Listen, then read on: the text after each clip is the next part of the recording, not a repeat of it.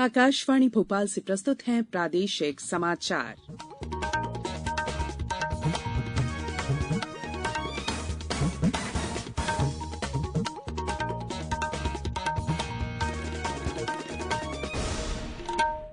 नमस्कार, समाचारों के साथ मैं संयुक्ता बैनर्जी। सबसे पहले इस बुलेटिन के मुख्य समाचार। झारखंड की पूर्व राज्यपाल द्रौपदी मुर्मू राष्ट्रपति चुनाव में एनडीए की उम्मीदवार होंगी। प्रदेश में कोरोना टीकाकरण अभियान का आंकड़ा 12 करोड़ के पार पहुंचा। मध्यप्रदेश विधानसभा का मानसून सत्र 25 जुलाई से कुल 5 बैठकें होंगी। और रणजी ट्रॉफी का फाइनल आज से मध्यप्रदेश का मुकाबला मुंबई से होगा। अब समाचार विस्तार से।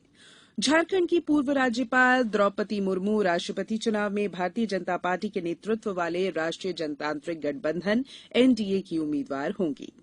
नई दिल्ली में भाजपा संसदीय बोर्ड की बैठक के बाद पार्टी अध्यक्ष जेपी नड्डा ने कहा कि पहली दफा महिला जनजातीय उम्मीदवार को वरीयता दी गई है। उन्होंने बताया कि पार्टी के संसदीय बोर्ड ने राष्ट्रपति उम्मीदवार के लिए 20 नामों पर विचार किया और तय किया गया कि ऐसे व्यक्ति का चयन किया जाए जो पूर्वी भारत से जनजातीय और महिला उम्मीदवार हो। सुश्री मुर्मू ने कहा है कि वे संविधान में वर्णित राष्ट्रपति की शक्तियों के अनुसार काम करेंगी। झारखंड की पूर्व राज्यपाल ने कहा कि वे समर्थन जुटाने के लिए निर्वाचक मंडल के सदस्यों से संपर्क करेंगी। वहीं विपक्षी दलों ने पूर्व केंद्रीय मंत्री यशवंत सिन्हा को अपना उम्मीदवार बनाया है। राष्ट्रपति चुनाव के लिए मतदान अगले महीने की 18 तारीख को कराया जाएगा। प्रधानमंत्री नरेंद्र मोदी 23 और 24 जून को ब्रिक्स देशों के शिखर सम्मेलन में भाग लेंगे। वर्चुअल माध्यम से हो रहे इस 14वें शिखर सम्मेलन की मेजबानी चीन कर रहा है। ब्रिक्स देशों में ब्राजील, रूस, भारत, चीन और दक्षिण अफ्रीका है। सम्मेलन की थीम है वैश्विक विकास के नए दौर के लिए उच्च गुणवत्ता की ब्रिक्स भागीदारी को बढ़ावा। सम्मेलन के दौरान आतंकवाद, व्यापार, स्वास्थ्य, पारंपरिक औषधि, पर्यावरण, विज्ञान और प्रौद्योगिकी, नवाचार, कृषि, तकनीकी और व्यावसायिक शिक्षा जैसे विषयों पर व्यापक विचार विमर्श होगा। राज्य सरकार ने प्रदेश में योग के प्रति जागरूकता, प्रचार प्रसार और योग शिक्षा को बढ़ावा देने के लिए योग आयोग का गठन किया है। स्कूल शिक्षा विभाग द्वारा इस संबंध में आदेश जारी कर दिया गया है। आयोग का एक स्वतंत्र कार्यालय शासकीय योग प्रशिक्षण केंद्र भोपाल में स्थापित होगा। आयोग समय समय पर आवश्यकता अनुसार बाह्य स्रोतों से विषय विशेषज्ञ, व्यावसायिक सेवा और सलाहकार सेवा प्राप्त कर सकेगा। योग आयोग योग से संबंधित योजना, योग कार्यक्रमों का क्रियान्वयन और समीक्षा करेगा। प्रदेश में बीते 24 घंटों के दौरान कोरोना के 80 नए मामले सामने आए, जबकि 58 मरीज कोरोना संक्रमण से मुक्त हुए। नए मामलों में इंदौर में 33, भोपाल में 30, जबलपुर में 5, बालाघाट, छतरपुर, ग्वालियर और नरसिंहपुर में 2-2 नए संक्रमित मिले हैं। प्रदेश में अब सक्रिय प्रकरणों की संख्या 457 हो गई है। प्रदेश कोरोना टीकाकरण अभियान का आंकड़ा 12 करोड़ के पार हो गया है। प्रदेश में कल तक कोरोना रोधी वैक्सीन के 12 करोड़ 10,557 डोज लगाए जा चुके हैं। मुख्यमंत्री शिवराज सिंह चौहान ने इस उपलब्धि के लिए स्वास्थ्य विभाग को बधाई दी है।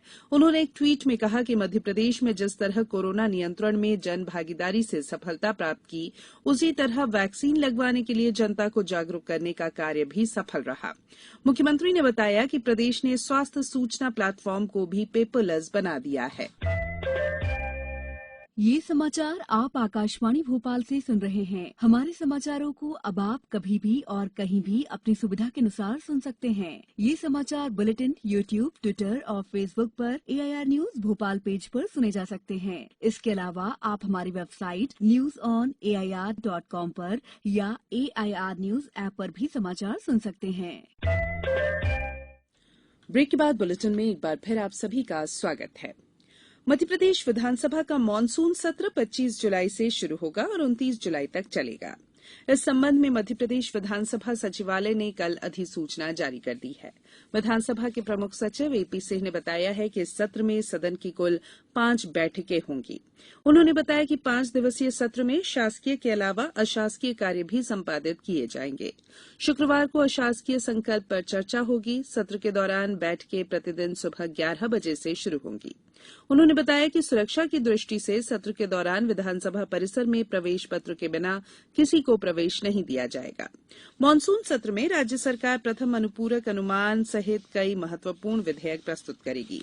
वहीं नेता प्रतिपक्ष गोविंद सिंह ने विधानसभा सत्र कम से कम 3 सप्ताह का करने की मांग की है। मुख्यमंत्री शिवराज सिंह चौहान ने कल नई दिल्ली में केंद्रीय उपभोक्ता मामले, खाद्य और सार्वजनिक वितरण मंत्री पीयूष गोयल से भेंट की। मुख्यमंत्री ने केंद्रीय मंत्री गोयल से अनुरोध किया कि उत्पादन में वृद्धि और किसानों के हित देखते हुए विपणन वर्ष 2022-23 में प्राइस स्टेबिलिटी फंड से प्रदेश में मूंग के कुल उत्पादन 16 लाख मीट्रिक टन की 25% मात्रा 4 लाख मीट्रिक टन के उपार्जन की अनुमति प्रदान की जाए। मुख्यमंत्री ने विगत कई वर्षों से लंबित लगभग 6,000 करोड़ रुपए की राशि भी मध्यप्रदेश के लिए शीघ्र जारी करने का अनुरोध किया है। केंद्रीय मंत्री श्री गोयल ने हर संभव सहयोग प्रदान करने का आश्वासन दिया। मुख्यमंत्री ने केंद्रीय वित्त मंत्री निर्मला सीतारमण से भी भेंट की। केंद्रीय संचार ब्यूरो के प्रादेशिक कार्यालय और पीआईबी भोपाल द्वारा छोटे झील के किनारे क्योकिंग कनॉइंग एसोसिएशन परिसर में योग दिवस का आयोजन किया गया। इस अवसर पर उप महानिदेशक आकाशवाणी भोपाल यशवंत चिवंडे ने कहा कि योग को जीवन शैली का अंग बनाया जाना चाहिए। उन्होंने कहा कि योग जीवन को क्रियाशील बनाए रखने का एक बेहतरीन साधन है। कार्यक्रम में राज्य योग प्रशिक्षण केंद्र के योग प्रशिक्षक देवी दयाल भारती ने योग प्रशिक्षुओं को योगाभ्यास कराया और साथ में विभिन्न आसनों और प्राणायाम के महत्व को भी बताया। वहीं ब्यूरो के जबलपुर कार्यालय ने तिलवारा घाट स्थित गांधी स्मारक में योग उत्सव आयोजित किया। क्षेत्रीय कार्यालय छिंदवाड़ा द्वारा भारत भारती विद्यालय सभागार में आयोजित कार्यक्रम में करीब 350 लोगों ने योग किया।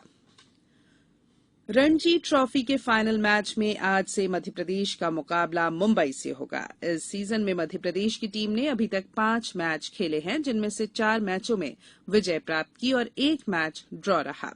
वर्ष 1999 के बाद प्रदेश की टीम इस वर्ष रणजी ट्रॉफी के फाइनल में पहुंची है। उस वर्ष मध्यप्रदेश उप विजेता रहा था। भारतीय महिला कुश्ती टीम ने किर्गिस्तान के बिश्केक में 5 पदक हासिल कर कुल 8 स्वर्ण के साथ अंडर 17 एशियाई चैंपियनशिप खिताब जीत लिया। भारत ने 8 स्वर्ण, 1 रजत और 1 कांस्य पदक जीतकर कुल 235 अंकों के साथ खिताब पर कब्जा किया। जापान 143 अंकों के साथ उप विजेता और मंगोलिया 138 अंकों के साथ तीसरे स्थान पर रहा। अब कुछ समाचार संक्षेप में। उज्जैन स्थित भगवान महाकालेश्वर मंदिर के गर्भगृह में श्रावण मास के दौरान भक्तों का प्रवेश प्रतिबंधित रहेगा। श्रावण मास में यहां उमड़ने वाली भीड़ को देखते हुए ये निर्णय लिया गया है। मध्यप्रदेश लोक सेवा आयोग ने 19 जून को आयोजित राज्य सेवा और राज्य वन सेवा प्रारंभिक परीक्षा 2021 के विवादित प्रश्न को परीक्षा से विलोपित कर दिया है। खंडवा में पंचायत चुनाव के प्रथम चरण में शामिल विकासखंड खंडवा, हरसूद और बलरी में 25 जून को मतदान होगा। झाबुआ जिले में जून महीने को मलेरिया निरोधक माह के रूप में मनाया जा रहा है। इस दौरान विभिन्न कार्यशालाओं का आयोजन भी किया जा रहा है। धार जिले में ईवीएम का प्रथम रेंडमाइजेशन आज प्रेक्षक अशोक कुमार वर्मा की उपस्थिति में किया जाएगा।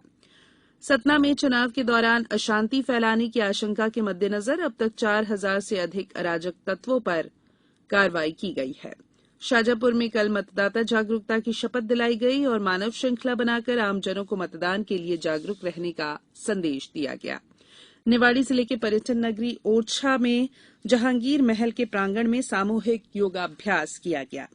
मुरैना में नशीले पदार्थों के दुरुपयोग और अवैध व्यापार के विरुद्ध 26 जून को अंतर्राष्ट्रीय नशा निवारण दिवस मनाया जाएगा। राष्ट्रव्यापी टीकाकरण अभियान के तहत अब तक 196 करोड़ 44 लाख से अधिक लोगों को कोविड रोधी टीके लगाए जा चुके हैं।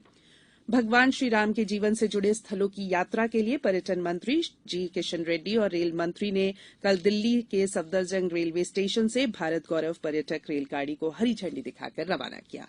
बुलेटिन में फिलहाल इतना ही। इजाजत दीजिए। नमस्कार।